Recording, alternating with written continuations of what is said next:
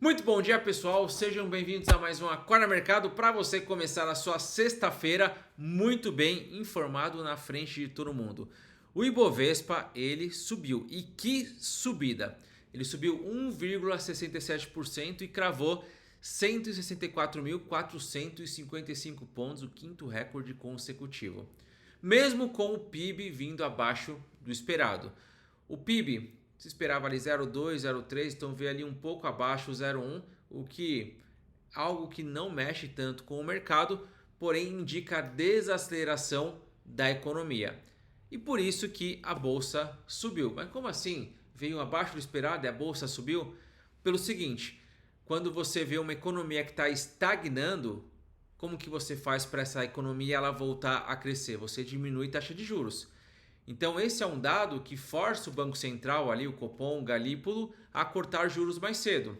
A cortar juros em janeiro ao invés de março. Tanto é que quando a gente olha para os juros futuros foi um dia de queda, prevendo isso. Então é um dado que pressiona os juros futuros, que pressiona o Copom para cortar os juros.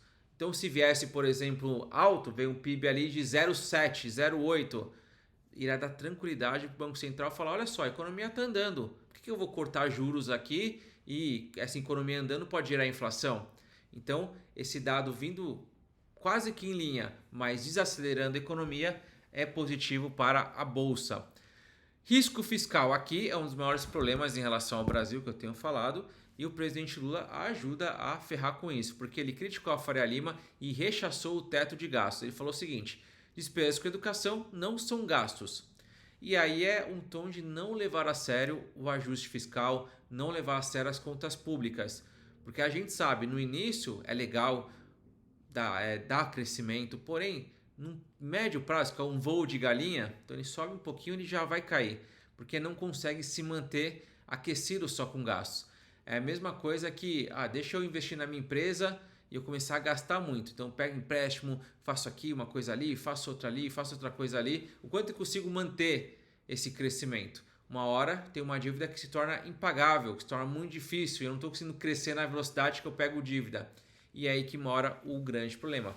Por isso que a gente tem que acompanhar, provavelmente amanhã, na segunda-feira, no sábado, na segunda-feira, o Haddad venha e coloque panos quentes nisso, fala, não era isso que o Lula queria dizer, a gente está respeitando aqui os gastos fiscais, a gente vai cumprir aqui a meta fiscal, como sempre acontece, né? Câmbio estável, como sempre acontece do Haddad falar de uma fala do Lula.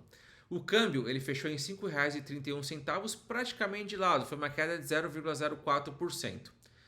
Já o euro caiu 0,22% a R$ 6,18. Nos Estados Unidos, um dia ali bem misto, Nasdaq subindo 0,22, S&P 500 0,11 e Dow Jones caindo 0,07. Já o Russell 2000 subindo 0,86%. E vamos lembrar que o Russell 2000 é small caps, empresas menores. Empresas menores se favorecem muito mais com queda de juros.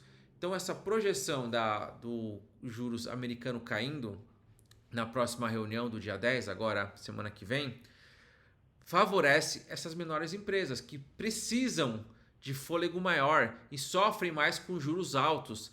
Então, por exemplo, vamos pegar um banco aqui no Brasil, Itaú, Bradesco, vão sofrer com uma Selic a 15? Vão, mas muito menos que todas as empresas, porque eles conseguem se adaptar, eles conseguem se ajustar. Agora, uma pequena empresa que precisa de um capital de giro para comprar estoque, para fazer a economia rodar, já tem uma margem baixa, é o que sofre mais. E é a mesma coisa nos Estados Unidos. Então, essa queda na taxa de juros favorece o mercado americano e vai acontecer aqui no Brasil também. À medida que a Selic cair aqui no Brasil, a Selic vem de 15 para 12, para 11, favorece a pequena e média empresa. Por exemplo, a minha empresa ela é favorecida num cenário de queda de juros. Ela passa a valer mais para o mercado, que o mercado aumenta o apetite e aí mais empresas querem investir na minha empresa, por exemplo. Eu consigo pegar um capital de giro e investir numa nova sede, abrir um campus muito mais barato. Então, uma pequena e média empresa ela se favorece muito mais com a queda na taxa de juros e por isso que esse índice americano que pega essas empresas vem crescendo mais forte. Na Europa, o DAX da Alemanha subiu 0,79, CAC 40 de Paris na França subindo 0,43, Eurostock subindo 0,41, que é a zona do euro, Reino Unido subindo 0,19, um dia bastante positivo para a Europa. Na Ásia, em aberto. Mercado aberto, com Coreia do Sul subindo 0,91, Hong Kong caindo 0,52, Xangai caindo 0,22 e Nikkei caindo 1,44, uma queda maior. Quais foram as altas do Ibovespa? TOTS subindo 7,27, Hapvida se recuperando, ufa, mas muito longe do que ela estava no mês passado, subiu 6,22%. Já as maiores quedas foram C&A caindo 9,05, Lojas Renner caindo 2,72. O mercado de varejo ele conseguiu ter ali uma boa rentabilidade das ações e ali uma realização do lucro, os investidores colocando no bolso. A C&A ela estava rodando 2% mais ou menos de queda até o final do pregão e aí ele deu um salto para 9%. Eu não consigo identificar o motivo dessa queda, provavelmente hoje vem alguma coisa, a hora que abrir o pregão ali a gente deve entender do motivo dessa queda muito acentuada. Eu acredito que possa ser até o tal do dedo gordo. O que é o dedo gordo, Fábio? Eu trabalhei como trader e o trader ele coloca a ordem para o cliente. O cliente quer comprar 1.000 ações de Petrobras, eu ia lá e colocava a ordem para ele. O dedo gordo é colocar um zero a mais, porque você esbarra ali no teclado do lado. Então estou aqui digitando um teclado, meu dedo gordo faz com que eu aperte o teclado do lado. Ao invés de compra, eu aperto e vendo. Então quando há um erro de pregão, um erro de colocar uma quantidade a mais, de errar ali a operação, a gente chama no mercado de dedo gordo. Então pode até ter sido um dedo gordo aí dessa operação. Então vamos acompanhar para ver o que aconteceu. Cripto caindo 0,78, 92.465 dólares. O Bitcoin praticamente de lado ali. Petróleo Brent caindo 0,08, ouro caindo 0,35 e o índice do medo, o VIX, caindo 1,87. Lembrando que o índice do VIX é quanto menor, melhor, que é menos risco para a economia menos medrosa. Um dia muito positivo também para os bancos. Todo mundo subindo. A festa dos bancos. Itaú 2,46, BTG 1,50, Bradesco 1,42, Santander 1,02. Foi um dia muito positivo para as empresas, para os bancos que estão aqui no Brasil e para os bancos brasileiros que têm capital lá fora. Também foi um dia muito bom. Dia positivo também para os bancos americanos. JP Morgan subindo 1,27, Citigroup subindo 1,01%. Big Techs misto, Meta subindo 3,43 e Nvidia subindo 2,13%. Já Google caindo 0,63 e Apple caindo 1,21%. Calendário, aqui que o bicho pega. Hoje o bicho vai pegar, olha o que eu vou te falar. Isso aqui de hoje tem potencial para mexer com o mercado e mexer muito, que é o payroll e o PCE, que é a inflação americana. Porque semana que vem temos a super quarta e se espera, tem 85% de chance de ter um corte de 0,25 na taxa americana. Lembrando que nos Estados Unidos a taxa de juros é uma banda 3,75 a 4, então deve cair para 3 a 3,75, ok? Esse é o que a gente tem de dado hoje. Mas vamos supor que o payroll, que mede ali os dados de emprego, ele venha extremamente positivo e mostre que está uma economia muito aquecida. O que acontece? Ele dá um freio no Fed. Ele dá um freio no Banco Central americano, porque fala, por que vocês estão cortando o juros se a economia está aquecida? Então tem um potencial. Do mesmo jeito que se mostrar de fato uma desaceleração, mostrar ali que o emprego, a taxa de emprego não está boa, está criando menos vagas de emprego, o que acontece? Tem um efeito de pressionar ainda mais o Banco Central e garantir que vai ter um corte de 0,25, que a economia está travadona, a gente precisa liberar essa economia, melhorar a economia, então a gente derruba os juros. E o PCE é a inflação utilizada pelo Banco Central para tomar decisão. Eles têm o PCE, que é o PCE, e tem o CPI, que é o CPI. Para tomar decisão de taxa de juros, eles analisam muito mais o PCE, tá? Que é falando em inglês seria o PCE. É o que eles mais analisam, então por isso que pode também ter um efeito ali dependendo se a inflação vir muito acima do esperado, se a inflação vir muito abaixo do esperado, também pode mexer. Então são dois dados muito importantes que podem mexer muito com o mercado, vamos ficar de olho nisso. Vamos falar do PIB? O PIB ele veio ali um pouquinho abaixo do esperado. Então eu esperava 0,2, 0,3, mas veio 0,1, mostrando uma economia desacelerando. Lembrando que o primeiro trimestre foi muito bom, mas puxado pelo agro, principalmente pela soja, com safra recorde, veio ali muito bem e depois ele veio caindo. seja o setor de serviços não está legal, o setor de serviços é quase 70% do PIB do Brasil, então a cada 10 pontos, 7 relaciona a serviços. Indústria, 20, 25%.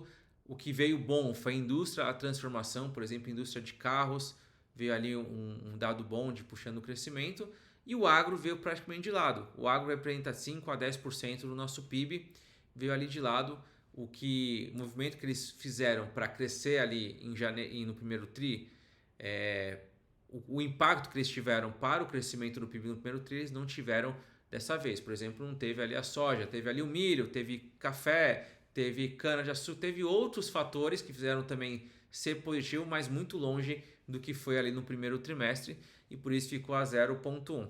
Então lembrando que esse PIB mais fraco, demonstrando uma desaceleração, que ano que vem deve continuar caindo o nosso PIB, a gente deve entregar um PIB menor no ano que vem. Esse ano deve fechar algo próximo a 2,2, para o próximo ano a expectativa é abaixo de 2, então de fato a gente está vendo uma economia caindo.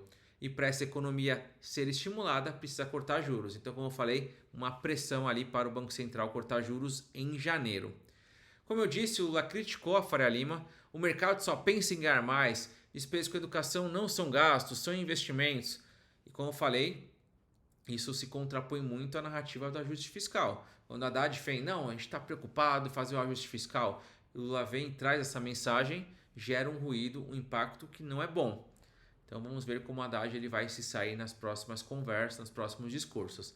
Olha que interessante isso. O Joesley, lembra do Joesley Days, que é mais antigo, sabe disso, sabe o dia ali que a bolsa caiu bastante, ali com Temer, Joesley. Então pesquisem mais sobre, quem não viveu isso pode pesquisar o que aconteceu nesse dia. O famoso Joesley da JIF, que é do grupo ali do JBS, Banco Original, PicPay. Ele foi para Caracas se reunir com o Nicolás Maduro e ninguém entendeu nada. Caramba, como assim? Um cara de uma empresa privada vai negociar com o ditador da Venezuela. A gente ainda não entende por quê, porque é uma negociação geopolítica. O que será que ele tem de influência para poder mudar algo? Como que ele pode convencer o Maduro a tomar uma decisão? Isso que ninguém sabe. Apareceu ali as fotos do Joés indo para a Venezuela, conversando, por exemplo, teve conversa recentemente lá em setembro com o Trump. Então, é algo meio estranho isso. É meio algo estranho, mas também mostra a influência do Joesley. E de fato eles têm. A JBS ela é muito forte nos Estados Unidos também, não só no Brasil. E tem uma influência. Então, foi lá conversar com o Maduro, vamos ver o que vai acontecer também nisso, mas ninguém entendeu nada, tá? A gente está vendo uma guerra da Febraban versus Nubank por conta do imposto. Febraban dizendo que o Nubank entrou como banco, mas não era banco. Então ele pagou como se fosse uma meia entrada regulatória, que é os bancos têm uma regulação X e você tem uma regulação Nubank, metade de X. Então para você foi muito mais simples esse crescimento, porque você não tem travas que os bancos têm, você não tem discussões que esses bancos têm que ter para conseguir pegar, destinar a parte do serviço, destinar a parte dos recursos, são mais travados, são mais ali, tem um compliance muito mais forte. Então tem coisas que um banco tem que ter, um Basileia mais forte, e o Nubank, por não ser banco, assim como outros que também não são bancos, se aproveitaram disso na pauta ali da Febraban. Então tá ali uma briga do CEO do Nubank falando, não, mas a gente gerou muito emprego, a gente fez muita gente acessar o mercado bancário, e de fato fez, tá? O Nubank colocou muita gente no setor bancário e ajudou a impulsionar bastante as pessoas para ter e falar de dinheiro, tá? Talvez alguns de forma errada, porque pegaram o cartão de crédito e gastaram desenfreados, depois só excluíram o aplicativo achando que tinha ali quitado a conta. A gente vê muita gente endividada, né? Mas, de fato, é uma briga interessante da Febraban. Então, a gente vê ali os bancos sendo representados e vendo... Pô, imagina você é um diretor do Bradesco, aí você vê que o Nubank está valendo mais que o Bradesco e usa o nome do banco, só que tem menos preocupações do que um banco. Pô, você vai reclamar lá com o seu órgão, Febraban, faz alguma coisa. Então, tá tendo essa treta aí entre Nubank e Febraban. Wall Street também teve ali os pedidos de auxílio-desemprego ontem, viu na mínima desde setembro de 2022. Os dados de mercado eles vieram mais forte do que o esperado, tá? Então o que é? Menos pedido de auxílio-desemprego, menos demissão, está mostrando uma economia mais aquecida. Tem potencial para essa notícia, para o Fed não cortar juros porque está entendendo que a economia está aquecida? Não, tá? Não tem esse poder.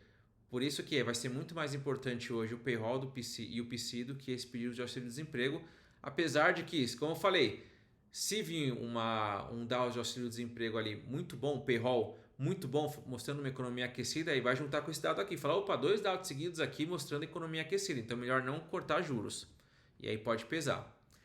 No Brasil, os juros futuros estão despencando, a gente tem falado bastante sobre isso aqui, tá? Que é, esses juros aqui, há um mês atrás, estava quase 14%, e já está 12,82%, é o menor nível desde novembro de 24%. Então, para o cliente que está esperando Selic cair para começar a entrar em juros futuros, vai perder. Daqui um mês, pode ser que esteja em 12, 10. Daqui 3 meses, deve estar em 11%, 10%.